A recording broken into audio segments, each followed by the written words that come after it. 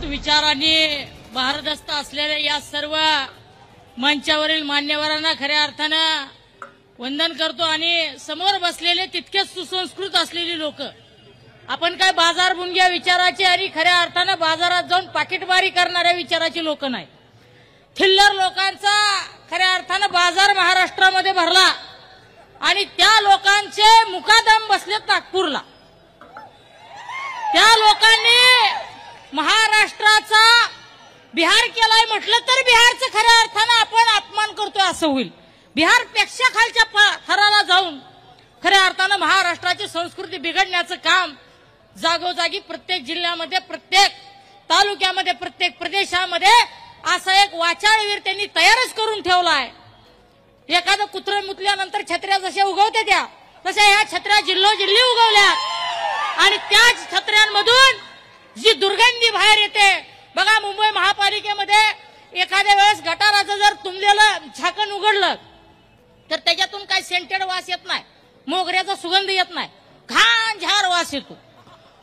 तसा इथल्या जिल्ह्यातून एक आमदार निवडून आला आणि त्याच्या विचाराची दुर्गंध सगळ्या राज्यात पसरायला चालू झाली. आता माझे मित्र आदरणीय गोपीचंदजी पडळकर म्हणतात मी विस्थापिताचा पोरगा आहे, मी बी विस्थापिताचा पोरगा आहे. गोपीचंद पडळकर म्हणतात जयंत पाटील प्रस्थापितातून निवडून आलेले आहेत, त्यांचे बाप जादे प्रस्थापित होते. अरे भावा, तू ज्या देवेंद्र फडणवीस साहेबांना देव मानतो, त्यांच्या उद्धार हा महाराष्ट्राचे राजकारणातले बाप आहेत म्हणून करता, त्या देवेंद्र फडणवीस साहेबाची काकू सुद्धा राजकारणात होती रे. ती सुद्धा राजकारणात काकूच्या पावलावर पाऊल ठेवून आले. ती बी सोन्याचा चमचाच तोंडात घेऊन जन्माला आले आणि त्यांना म्हणतोय विस्थापितांचा नेता. कुणीकडे लावलं ही? हा, मला सांगा आज परिस्थिती राज्यामध्ये काय? तुम्ही वाचाळवीरासारखं बोलून आणि महाराष्ट्रातील लोकांची माती भडकवून जातीपातीमध्ये भांडणं लावून, जाती धर्मामध्ये भांडणं लावून. बरं मला सांगा, तुमच्या जर हिंमत असेल तर काय हो तुम्ही धनगर समाजाचा आरक्षणाचा विषय कुठं वासनात गुंडाळला?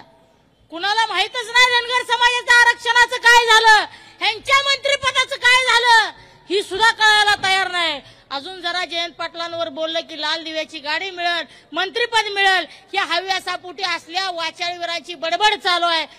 बघा प्रत्येक गावामध्ये एखाद्या वेळेस जत्रेच्या वेळेस एक रिडकू सोडते ती. बघा रिडकू सोडलं की ती रिडकू काय करतं, ह्याच्या घरापुढचं पाला पाचोळा खा, त्याच्या घरापुढचं गवत खा, कुणी दिलं शिळं उष्ट अन्न खा, कुणी वाळलेल्या भाकरी टाकल्या ती खा.